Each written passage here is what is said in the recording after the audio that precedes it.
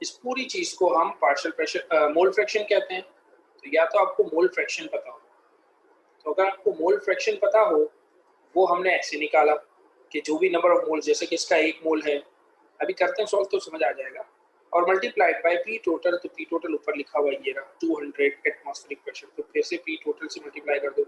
इसको simple P भी लिखते हैं, पी टोटल नहीं, सिर्फ पी लिखोगे तो भी मतलब सेम ही है कि टोटल प्रेशर की बात करिए, वरना इस पी के साथ कुछ और लिखा होगा, इसका मतलब ये है पार्शियल प्रेशर की बात। अगर पी ए लिखा है तो पार्शियल प्रेशर, और सिर्फ पी लिखा है तो दैट मींस पी टोटल की बात हो रही है।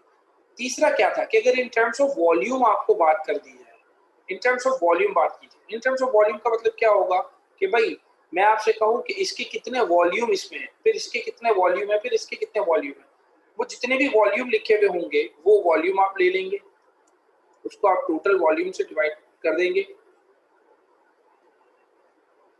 तो ये भी मोल बन जाएगा, यानी कि यही वाला हिसाब आ जाएगा, मोल फ्रैक्शन ही हो गया एक तरीके से, और उसको मल्टीप्लाई कर देंगे पी टोटल से। तो जब ये तीनों केसेस होंगे तो इन तीनों केसेस में आपके पास जो चीज निकल के आएगी दैट इज पार्शियल प्रेशर। इस पार्शियल प्रेशर को जमा कर दो तो टोटल प्रेशर बन जाता है। सही है, टोटल प्रेशर हमें ऑलरेडी पता है 200।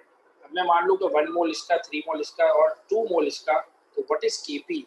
उसके लिए मुझे पहले पी एन चाहिए होगा, P of N two. P of N two निकालने के लिए मैंने लिखा पी ऑफ एन टू बराबर होगा कितने नंबर ऑफ मोल्स है मेरे पास 1, तो मेरे पास 1 मोल अपॉन टोटल क्या है, तो 1 + 3 + 2, तो पी टोटल आएगा 1 + 3 + 2 इज इक्वल टू 6 मोल्स। ठीक है ना, 3 ये हो गए, 2 ये हो गए, 3 4 5 6 मोल्स आ गए। तो मैं कहूँगा 1/6 मल्टीप्लाइड बाय 200 एटीएम। तो जो चीज़ मुझे निकल के मिलेगी वो भी एटीएम में ही मिलेगी। ठीक है, मैं कहूँगा P of nitrogen is equals to 1/6 multiplied by 200। फिर मुझे चाहिए पी ऑफ हाइड्रोजन, मैं कहूँगा 3/6 मल्टीप्लाइड बाय 200। फिर मैं कहूँगा P of ammonia is equals to 2/6 multiplied by 200। सही है, तो क्या आंसर आएगा 1/6 का मल्टीप्लाइड बाय 2, इसको सॉल्व कर लेते हैं, तो 1/6 मल्टीप्लाइड बाय 200 33.3, इसका आंसर आया 33.3। ठीक है, इसका कितना आ जाएगा 3/6 यानी 1/2 0.5 मल्टीप्लाइड बाय 200, तो 3/6 मल्टीप्लाइड बाय 200 तो 100 आ गया, इसका आ जाएगा 100।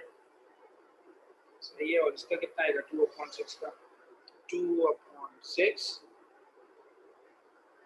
Multiplied by 200 66.66।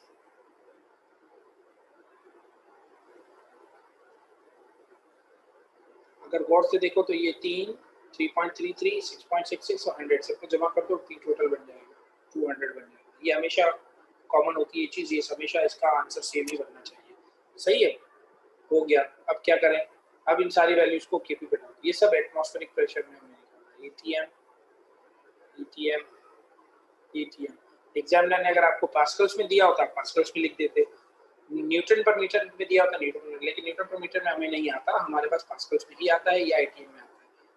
अब now KP is equals to pressure of nitrogen dot, pressure brackets नहीं डालते इसमें, ठीक है, प्रेशर्स ऑफ हाइड्रोजन। मैंने पहले भी बताया था कि कुछ लोग इस पर वैल्यूज लिखते हैं, क्यों, कुछ हाइड्रोजन छोड़ते हैं, कुछ लोग इस पर वैल्यू लिखते हैं। मेरी आदत है मैं प्रेशर पर लिखता हूँ, लेकिन गलत नहीं है कि अगर आप इस पर भी लिख देंगे तो, जैसे अगर किसी ने यूं लिखा है क्यूब तो भी ठीक है। सही है, कुछ लोग इसको यूं लिखते हैं कि हाइड्रोजन के ऊपर क्यूब बना लिया ब्रैकेट के साथ, तो भी ठीक है। सही है, ये सारे मेथड्स ठीक है, इनमें कोई गड़बड़ वाली बात नहीं है, आप लिख सकते हैं। और आ जाता है अमोनिया, अमोनिया के ऊपर आ गया स्क्वायर। ठीक है, अब आप इनके अगेंस्ट में इनकी वैल्यू डाल दो। नाइट्रोजन की वैल्यू थी 3.33.3, मल्टीप्लाई होगी हाइड्रोजन से, हाइड्रोजन 300 का क्यूब डिवाइडेड बाय 66.6 का स्क्वायर। अब इसका जो भी आंसर आए, ठीक है, वो हमने यहाँ पर मेंशन कर देंगे। इसका आंसर क्या आएगा तो केपी में हम करके देख लेते हैं। साइंटिफिक कैलकुलेटर, चलिए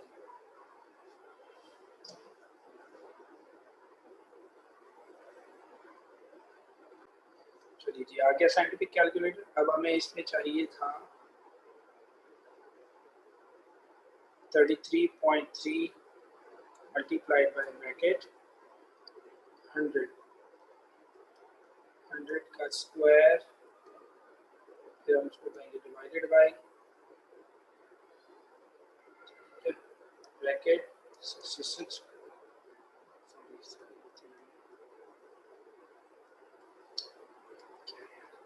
33.3 मल्टीप्लाइड बाय ब्रैकेट 100 का cube,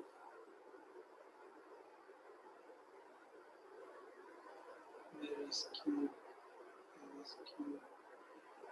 power by 3 equal this one divided by 6.6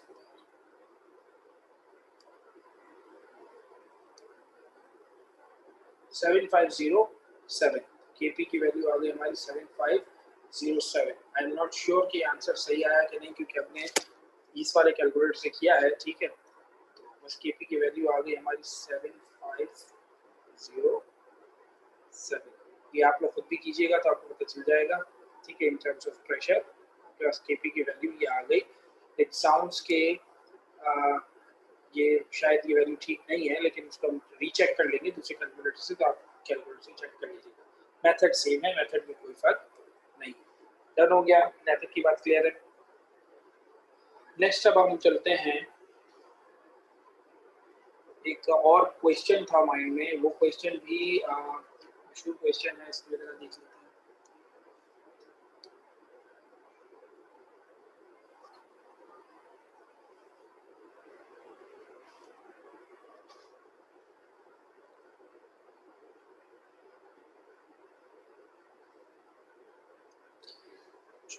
ये पुराने पास पेपर्स का एक क्वेश्चन है। इसके अकॉर्डिंग आपके पास स्टीम को डिकम्पोज किया जाता है। तो कहता है स्टीम को डिकम्पोज किया तो it produces hydrogen gas and oxygen